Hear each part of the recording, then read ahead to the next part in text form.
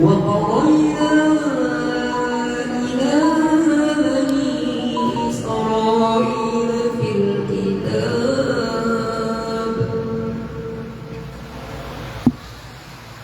لتفسدن في الأرض مرتين ولتعلن علوا كبيرا فإذا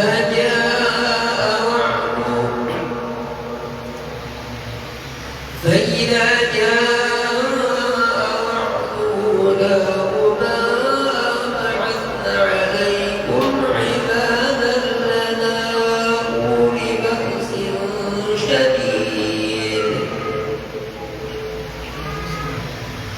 فجاسوا خلال الديار وكان وعدا مفعولا صدق الله العظيم.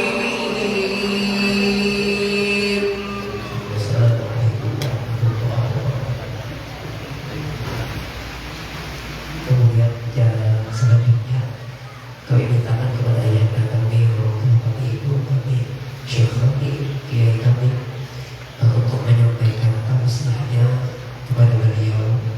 Kami persilakan. Sallu ala Nabi Muhammad.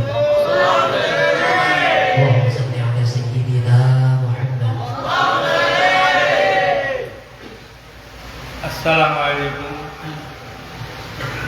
Assalamualaikum warahmatullahi wabarakatuh.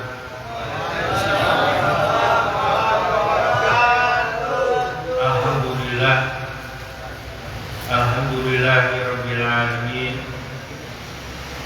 Wassalatu wassalamu ala asyrofil mursalin sayyidina maulana Muhammadin wa ala alihi wa sahbihi ajma'in. Wala haula wala quwwata illa billahil aliyyil azim. Subhanaka la ilma lana illa ma 'allamtana innaka antal alimul hakim. Rabbi shrah li sadri wa yassir li amri wahlul 'uqdatam min lisani yafqahu qawli. Rabbi zidni ilma. Qala Allah ta'ala fi kitabil karim, a'udzu billahi minasy syaithanir rajim. Subhanalladzi asra bi 'abdihi lailan minal masjidil haram ilal masjidil aqsa alladzi barakna haulahu linuriyahu min ayatina innahu huwas samiul basir. Shadaqallahul azim. Amma ba'du. Hadratul muhtaramin, para alim wa khususon guru haidir dan juga al-ustaz Syairozi dan juga semua para muqaddam dan juga para sesepuh, para kiai dan juga para hadirin hadirat, para ikhwan akhwat rahimakumullah.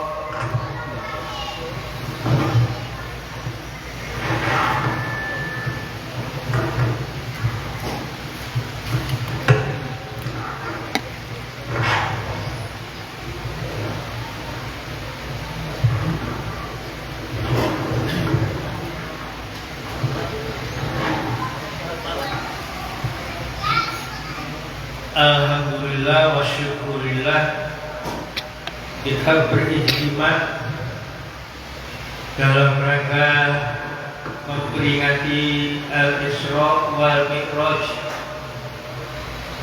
Mudah-mudahan dengan kita mengadakan menghadiri acara Al-Isra wal Mi'raj, kita mendapatkan al-liqa laqah, pertemuan, perkumpulan untuk memperingati Al-Isra wal Mi'raj menjadi lakoh ajal, menjadi kita diberikan hasil apa yang diharapkan. Kalau sakit mudah-mudahan menjadi sembuh sebab kita menghadiri atau mendirikan mengadakan Al-Isra wal Mi'raj, dan mudah-mudahan menjadikan rezeki yang makmur, rezeki yang luas, diberikan kesehatan yang sempurna, khususnya bisa meningkatkan kita melaksanakan perintah Allah Subhanahu wa Ta'ala, yaitu melaksanakan sholat sunnah sesuai dengan peristiwa Al-Isra wal Mi'raj. Sayyidina Aisyah radhiyallahu anha pernah satu saat Rasulullah tiduran di pahanya, santai-santai kata, sampai ketiduran. Kemudian Nyai Aisyah radhiyallahu anha menangis mengingat bagaimana nanti bertingkah bangkit dari alam kubur menuju pengadilan Allah Subhanahu wa Ta'ala. Dan itu pasti. Pertama, dari liang kubur kita memasuki liang kubur, ya apa yang kita hadapi. Setelah itu ada kebangkitan dari liang kubur menuju ke pengadilan Allah Subhanahu wa Ta'ala. Bangkit dari liang kubur ini kita macam-macam bertingkah umat manusia. Ada yang jalannya tegak, berdiri sempurna, ada yang jalannya macam-macam, kepala di bawah, kaki di atas, dahsyatnya, panasnya, Masya Allah. Nyai Aisyah radhiyallahu anha memikir itu sampai nangis sampai menetesi Gusti Kanjeng Nabi Muhammad sallallahu alaihi wasallam. Kemudian ditanya, kenapa? Jawabnya dari Aisyah, ya Rasulullah, iya panjenengan sebagai nabi mesti aman selamat bangkit dari liang kubur menuju ke pengadilan Allah. Saya bagaimana nanti saya? Berikan Rasulullah, sudah kamu, aku akan yang paling pertama bangkit dari liang kubur adalah Gusti Kanjeng Nabi Muhammad sallallahu alaihi wasallam. Kemudian Kanjeng Nabi ini langsung begitu bangkit, berdoa, diangkat tangannya, berdoa kepada Allah Subhanahu wa Ta'ala untuk bisa memberikan syafaat kepada umatnya. Jawab Rasulullah kepada Nyai Aisyah, sudah Aisyah, nanti aku akan berdiri di tempat pengadilan penimbangan amal. Aku nanti akan berdiri di penimbangan amal, awal jembatan menuju kepada surga Allah Subhanahu wa Ta'ala. Dari semua itu pasti menuju ke surga melalui sirat. Di situ yang tidak di bawahnya sirat itu adalah neraka. Kanjeng Nabi di situ berdiri akan mencari melihat bahwa kalau ada timbangan, ya, timbangan yang amal solidnya, amal birnya lebih kuat, maka sudah menjadi selamat langsung menuju surga Allah Subhanahu wa Ta'ala. Tapi bagi yang timbangan bir amal baiknya ini enggak kuat, artinya lebih menjadi penghuni neraka. Di situ Nabi Muhammad Shallallahu Alaihi Wasallam kalau diakui menjadi umatnya, maka malaikat penjaga Isra, penjaga neraka ini dituntut oleh Rasulullah, ini jangan, misalnya ini jangan, ini umat saya, maka menjadi salah. Dan ini pasti ada di dalam Al-Quran. A'udzubillahi minasyaitonirrajim. Wa nadha'ul mawazina qista liyaumil qiyamah. Allah akan mengadakan timbangan untuk semua menimbang arah amal-amal mereka. Jadi ini kemudian bagaimana kita supaya menjadi umat Nabi Muhammad Sallallahu Alaihi Wasallam. Maka kita khususnya malam ini memperingati sholat adalah sempurnakan melaksanakan sholat. Karena sholat itu adalah kewajiban yang diperintah oleh Allah Subhanahu wa Ta'ala langsung kepada junjungan kita Nabi Muhammad Sallallahu Alaihi Wasallam. Beliau kalau semua perintahnya melalui malaikat, ya melalui malaikat Jibril, kecuali hanya sholat. Kalau ini sholatnya adalah merupakan perintah atau fardu yang beda dengan yang lain prosesnya. Isra Mi'raj ini Kanjeng Nabi kalau dari awal, kalau Kanjeng Nabi ini dalam keadaan susah.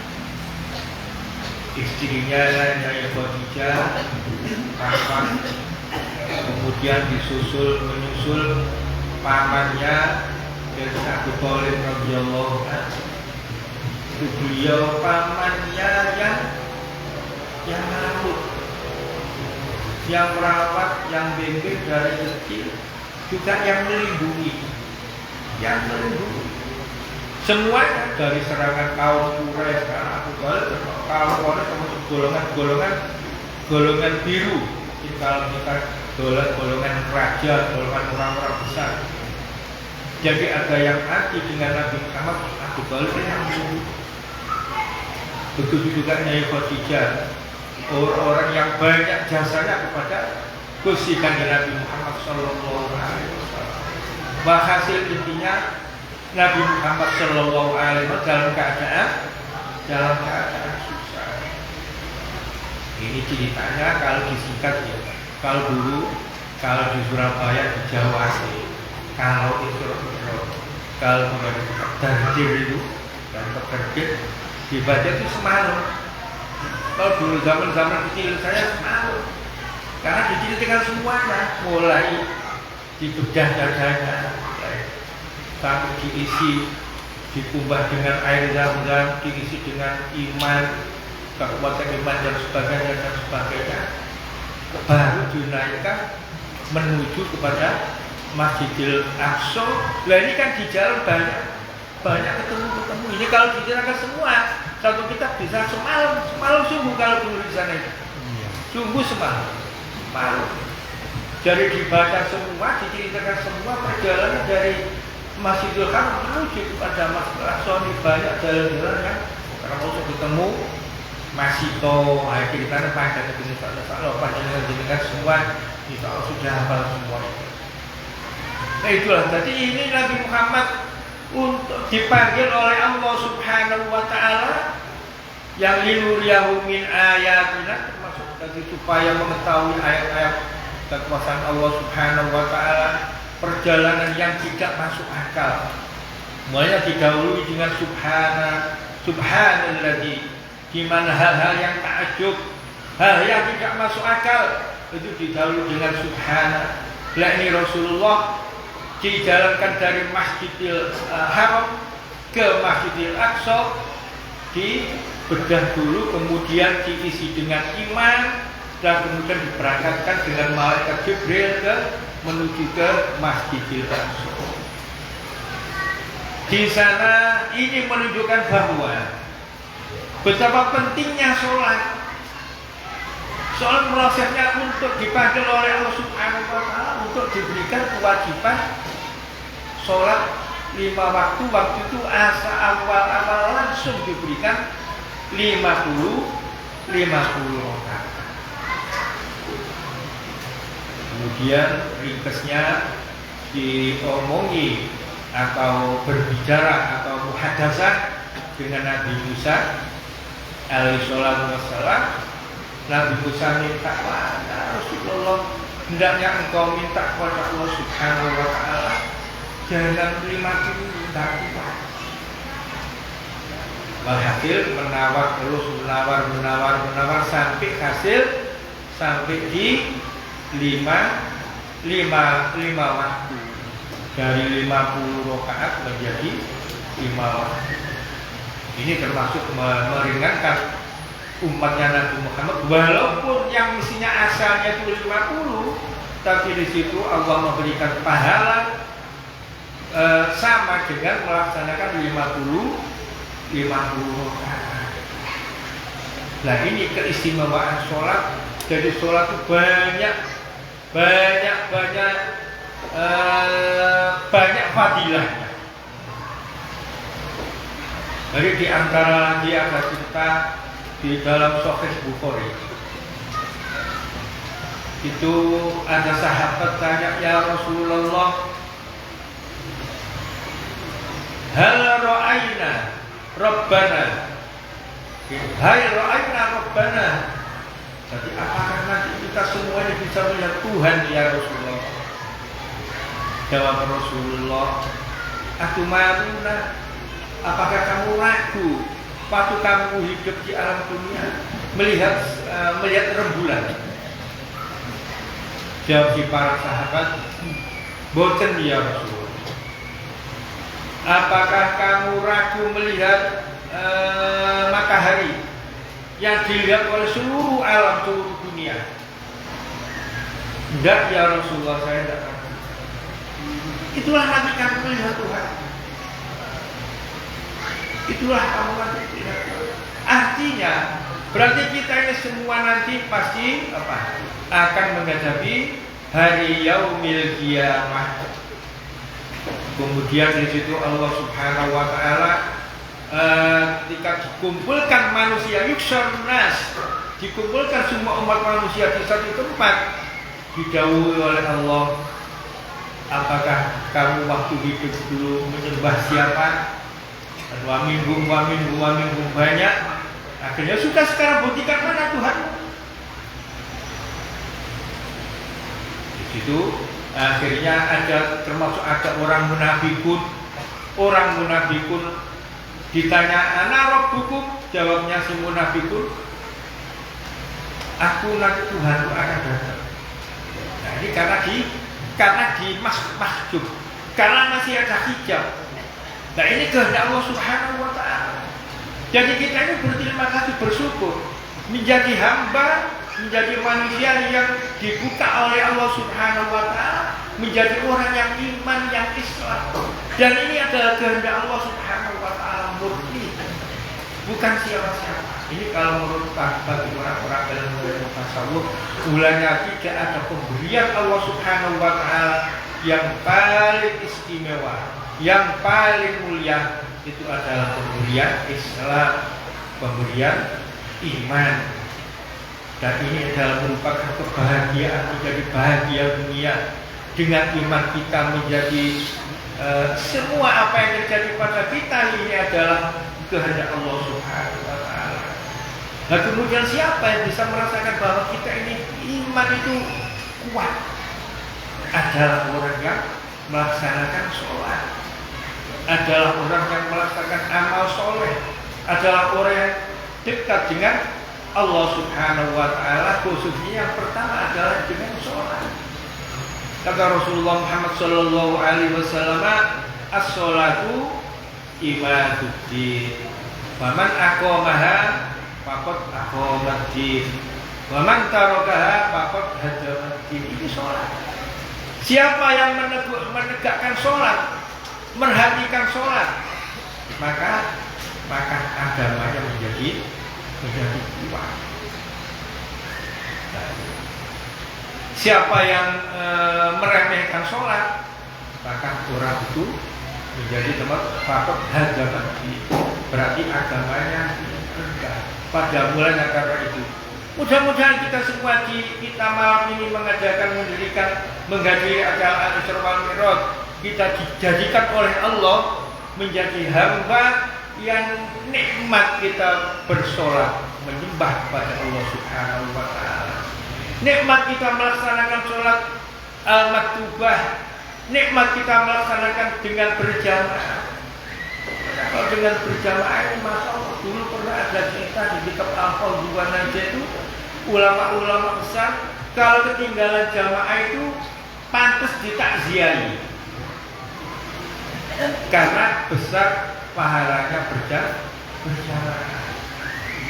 Itu di kitab Al-Fawzi. Jadi sampai kalau kita nggak berjamaah itu sampai pantas ditakziahi. Kan pernah ada cerita bahwa orang meninggalkan jamaah, mimpi di satu malam mimpi balapan kuda ya, akuan kuda. Yang ahli jamaah tidak bisa didahului dengan ini, padahal yang belakang ini hanya pernah ketinggalan, bukan tidak ahli, pernah ketinggalan tidak berjamaah, mau mendahului nggak bisa lagi gagal. Terus dibilang oleh yang menang ya, itu kamu tidak akan bisa mendahului saya karena kamu ketinggalan sholat jamaah. Jadi masya Allah istimewa banget dengan sholat ini semuanya. Lebih-lebih khususnya sekarang yang didirikan oleh Tijani, didirikan oleh Ikhwan Tijani. Padahal syarat mengikuti tarekat Tijani pertama adalah sholat maktubah komsah jamaatan. Itu syarat pertama. Kedua, tapi juga bisa menjadi pertama. Kalau yang pertama kan sangat maklumnya gurunya itu talqin kepada. Jadi mengikuti tarekat Tijani syarat pertama adalah talqin kepada muqaddam yang sah. Yang kedua, sholat maktubah komsah jamaah, tapi yakinkan bukan salah, bukan begitu terus dan kemudian terus kok harus berjamaah. Yakinkan kembali kepada syariat, kembali kepada. Tapi ini adalah pertama yang disyaratkan dalam tarekat Tijani. Berarti benar-benar tarekat Tijani tidak ada yang keluar dari syariat Islam. Mulanya kata Syekh Ahmad Tijani radhiyallahu anhu, beliau mengatakan idza sami'tum anni syai'an fazinuhu bimizanis syar'i. Kata Syekh Ahmad Tijani, timbang lihat di Quran apa yang tidak sesuai dengan Al-Quran, dengan syariat Islam. Ini sedikit saya sampaikan bahwa Syekh Ahmad Tijani huwa min dzurriyyati Rasulillah sallallahu alaihi wasallam. Huwa al-Hasani. Huwa, beliau adalah semua wali ini mengambil dari Syekh Ahmad Tijani radhiyallahu anhu. Apa yang bagi para pengikutnya dijamin Budurul Mustafa. Budurul Mustafa inda sakratil maut.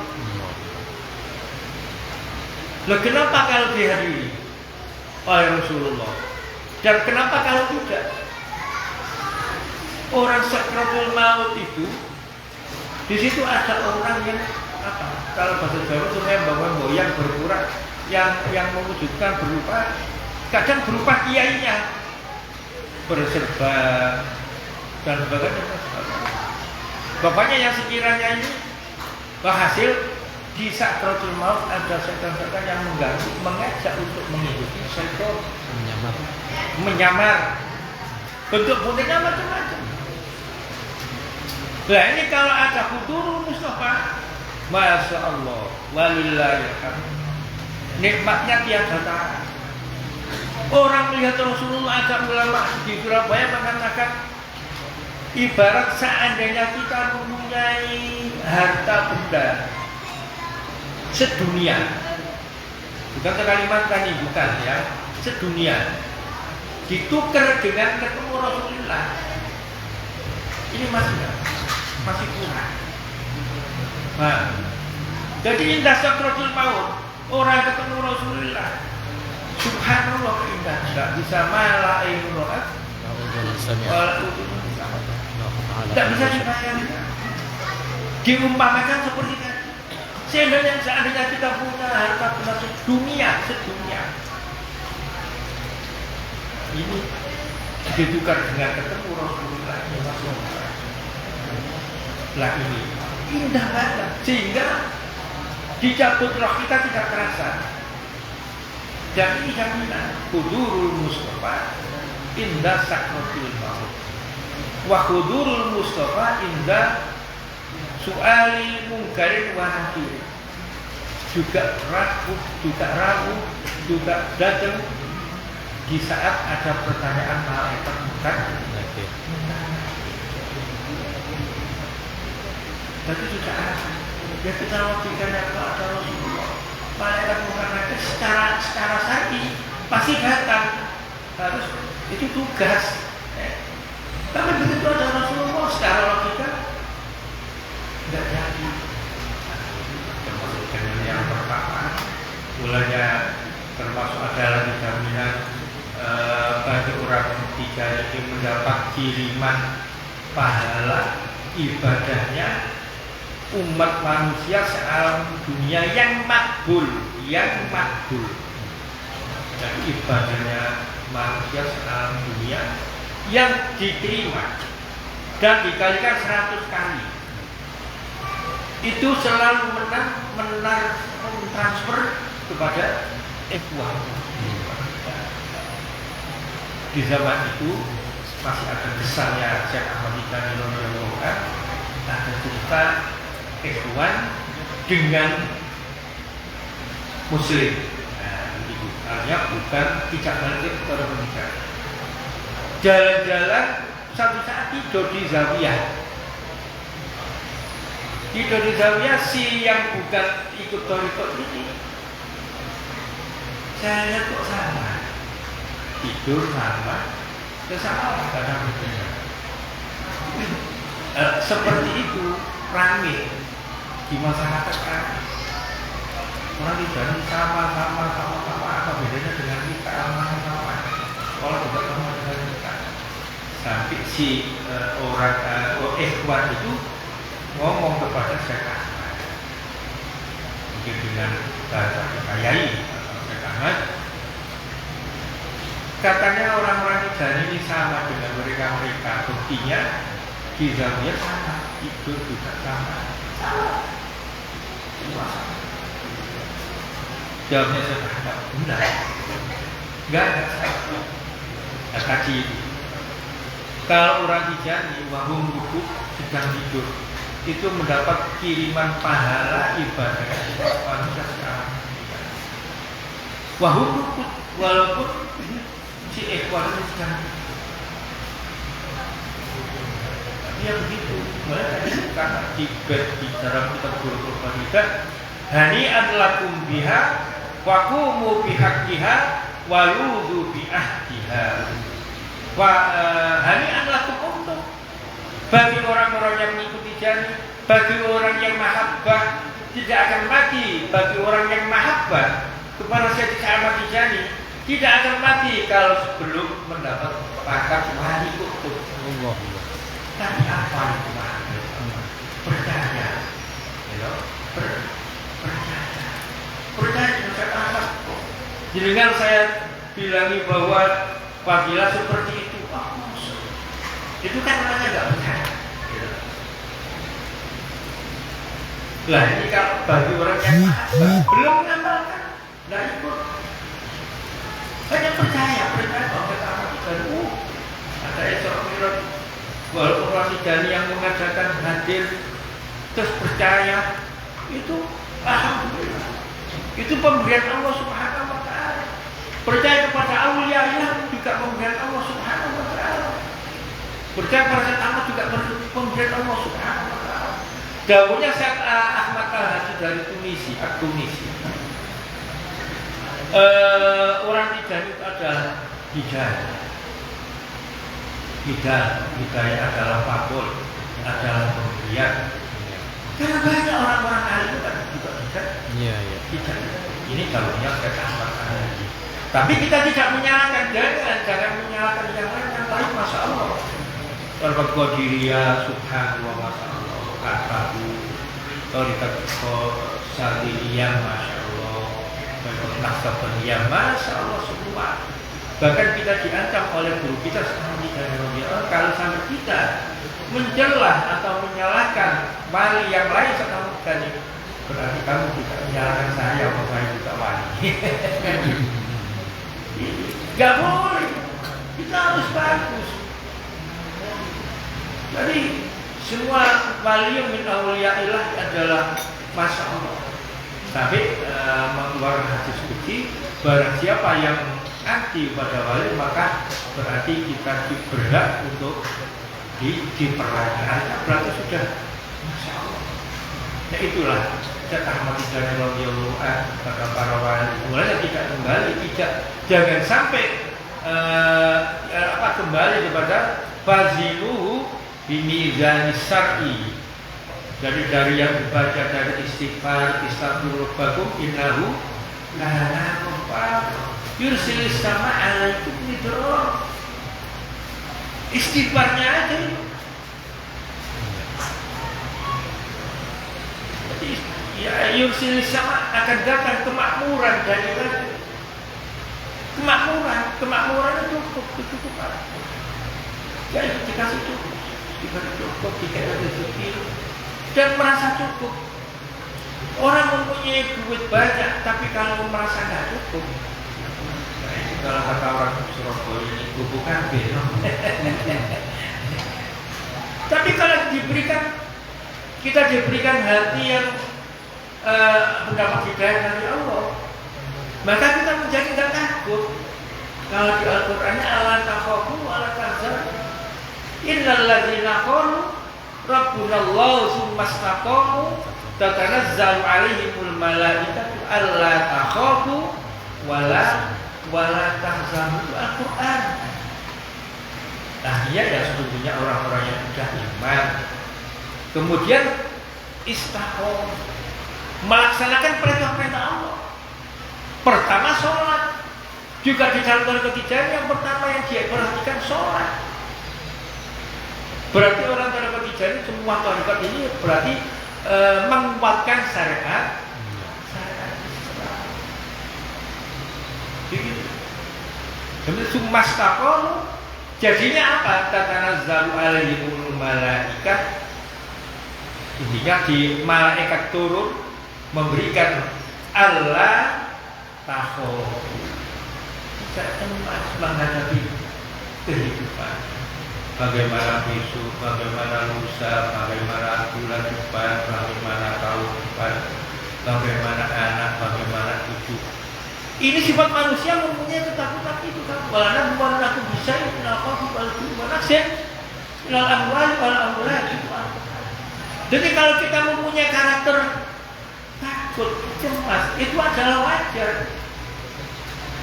Itu adalah benar sebagai manusia. Bagaimana menghilangkan itu? Maka dengan kembali tadi sumastaqamu tatanazzalu alaihimul malaikah. Tidak takut menghadapi sakit, tidak takut, kita serah pada Allah Subhanahu wa taala. Dengan kita mempunyai rasa pasrah kepada Allah. Ini kalau kembali pada ilmu dokter, pernah ada saya mendengar di radio itu ada tanya jawab masalah hadis Rasulullah la tahdzub. Bagaimana Rasulullah begini la tahdzub. Ini dianalisa oleh dokter. La tahdzub adalah jangan emosi, jangan marah, jangan ambisi, jangan cemas. Semuanya.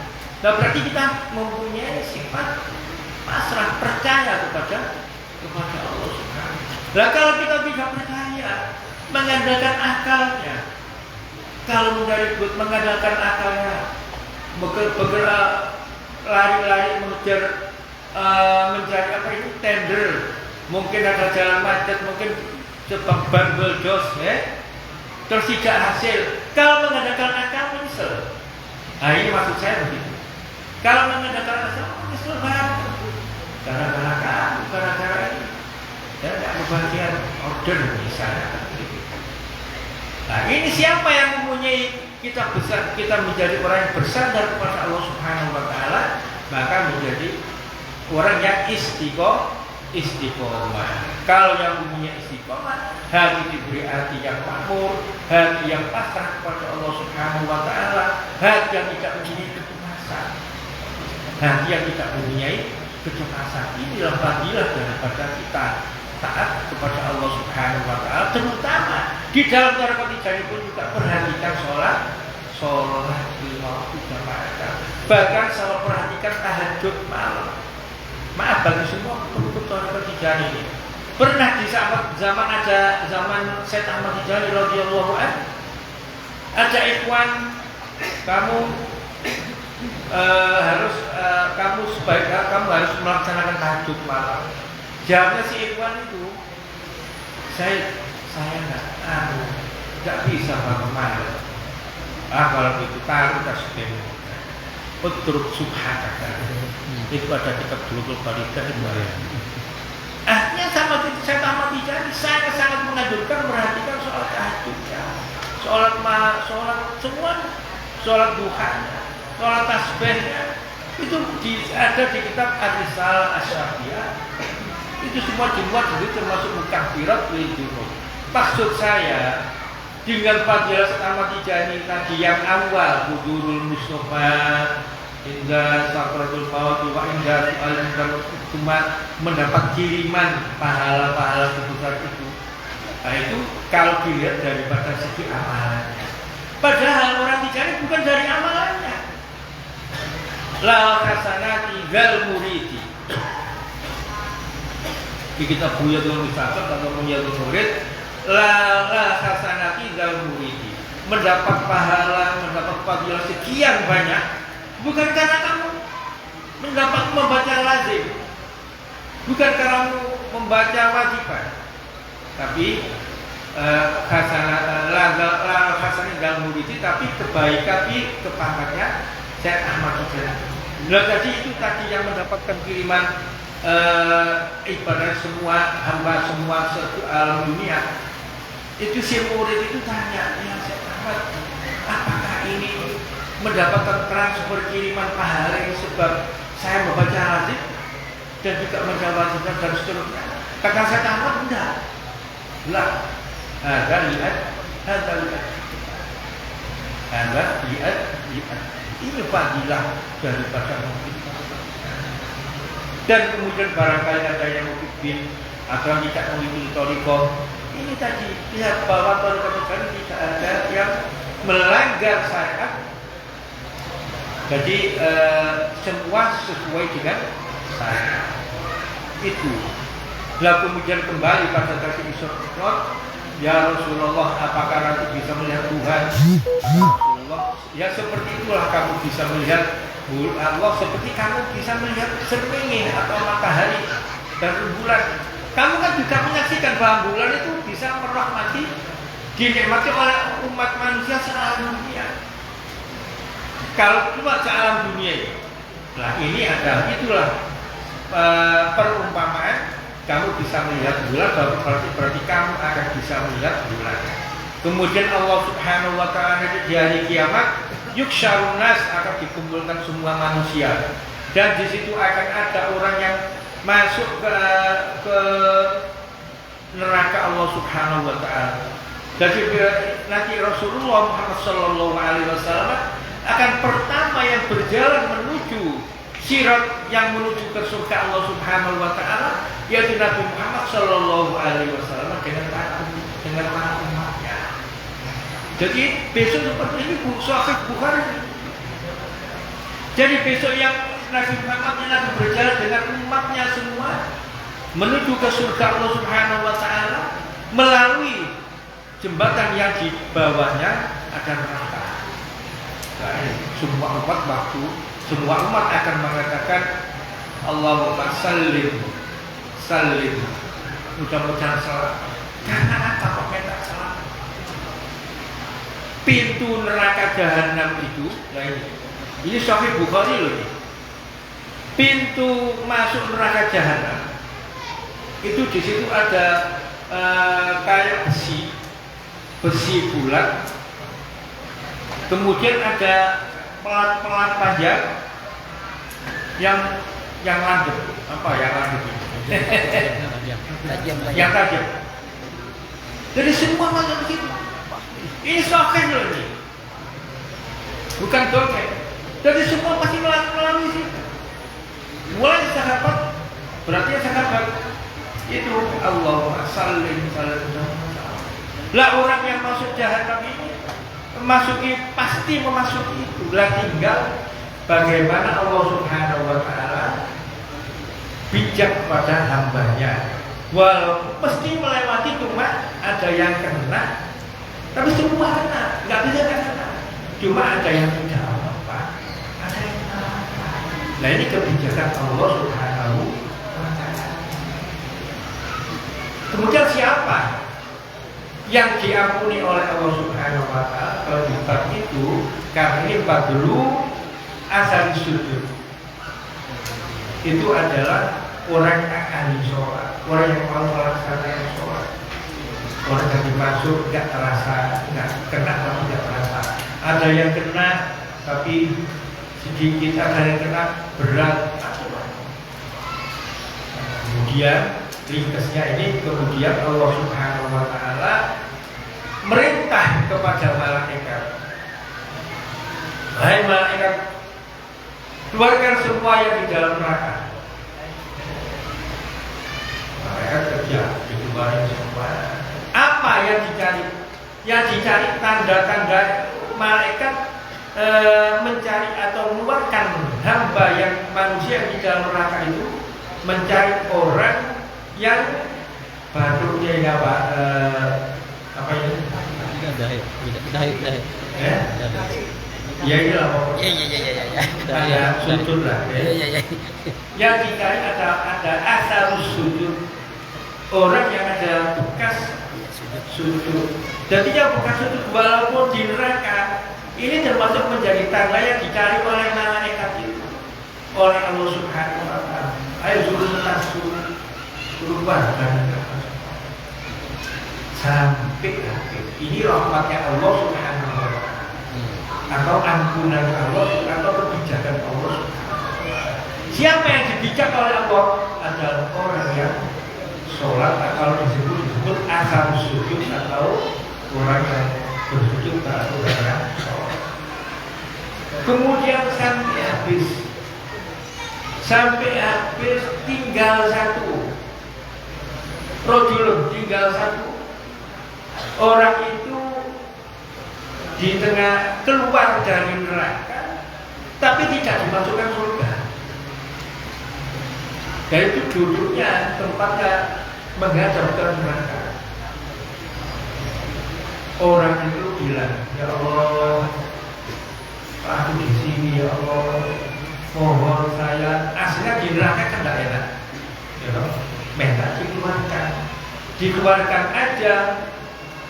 Dianggapkan ke neraka, tidak menghadap ke surga. Hasil buka mereka sudah yang panasnya, yang tidak surga. Minta kepada Allah Subhanahu wa taala, ya Allah, walaupun saya tidak masuk surga, saya mau tidak diharapkan ke neraka. Saya tidak kuat. Kata Allah, yang sudah kamu tak kasih, tapi jadi kami jangan dengar lagi. Wallahi, ya Allah, saya tak dengar lagi. Pokoknya sekarang saya jangan diharapkan ke neraka, nggak enak. Ya sudah, diharapkan ke surga. Begitu diharapkan ke surga, waduh, indahnya, masya Allah, dinginnya kehidupannya, nggak terlalu dingin, nggak panas. Udah tak bisa kita bayangkan. Kemudian minta lagi kepada Allah, ya Allah, aku tak didekatkan. Minta didekatkan. Allah jawab, kalau kamu tadi tidak minta lagi, kalau sekarang minta lagi. Hasil kata orang Jawa itu ngoyok maksa, maksa. Ya sudah, kalau gitu kamu tak akan dengan surga. Sudah didekatkan, tambah jelas indahnya, ya, dan seterusnya. Minta lagi. Yang kedua, ya Allah, kamu kan sudah punya janji, gak mau tak lagi. Ya Allah, aku jangan dijatuhkan makhluk panjenengan yang hina,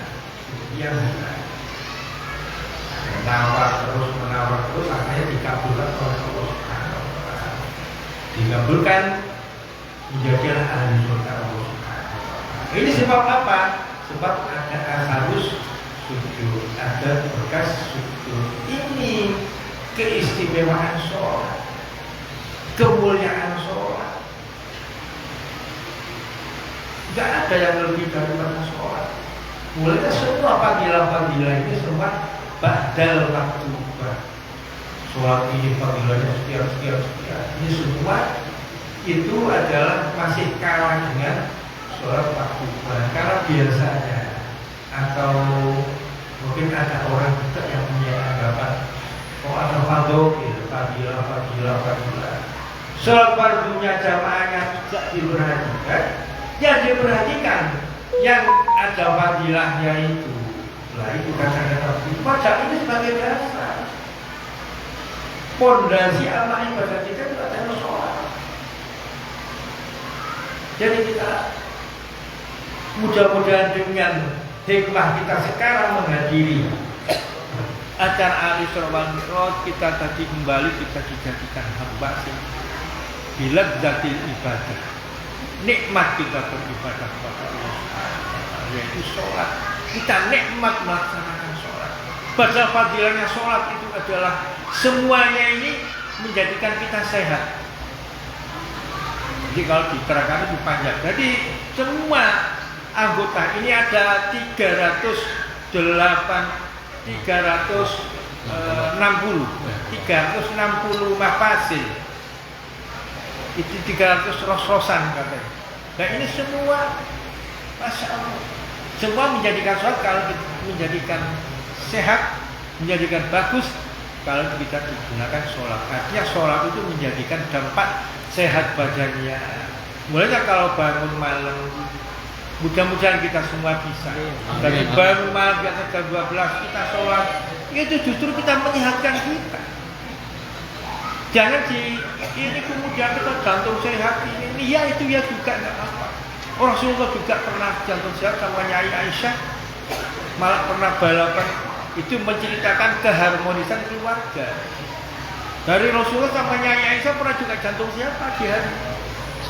Itu tentang keharmonisan rumah tangga. Karena kata Rasulullah, ana khairukum li ahli.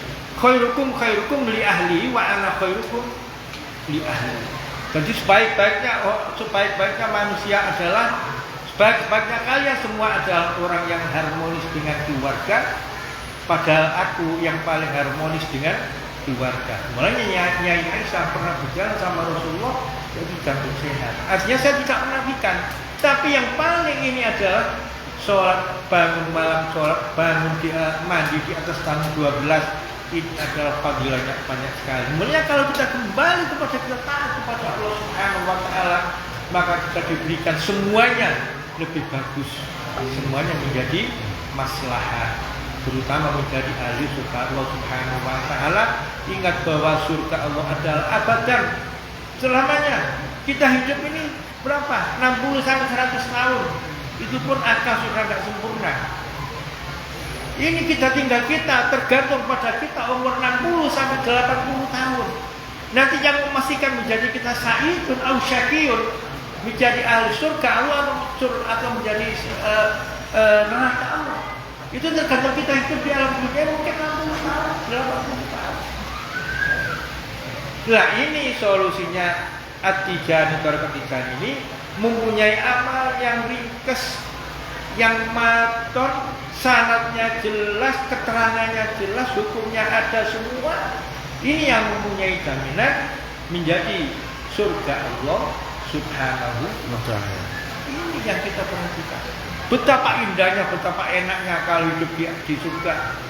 Makanya kata Rasulullah pernah dengan Sayyidina Ali radhiyallahu anhu, ya Ali, ham kesusahan di dunia yang kotik. Tapi ingat, kesusahan di alam akhirat tidak ada ujungnya. Itu hadis itu. Kullu hammin yang kotiku illa hammal akhirat. Jadi kesusahan, tidak kepuasan, dan tidak ada manusia yang puas. Tapi itu adalah yang kotik. Sebentar pasti akan begitu juga surur, kebahagiaan di dunia itu juga tazul, hilang, sirna. Tapi ingat, kebahagiaan di akhirat adalah selama-lamanya. Ingat itu pasti. Berapa juta tahun, berapa miliar tahun, berapa triliun tahun, bahkan selama-lamanya hanya ditentukan oleh kita hidup di alam dunia ini selama tadi 100 tahun. Karena itu ayo kita bertafakkur, bertadabbur. Nah, ini supaya kita mudah-mudahan kita mendapat hidayah dari Allah Subhanahu wa taala. Amin ya rabbal alamin. Allahumma shalli ala sayyidina Muhammadin fatihil lima ughliqa wal khatimi lima sabaqa nasril haqqi bil haqqi wal hadi ila siratikal mustaqim wa ala alihi haqqa qadrihi wa miqdaril azim. Subhana rabbika rabbil izzati amma yasifun wa salamun alal mursalin walhamdulillahi rabbil alamin. Assalamualaikum warahmatullahi wabarakatuh.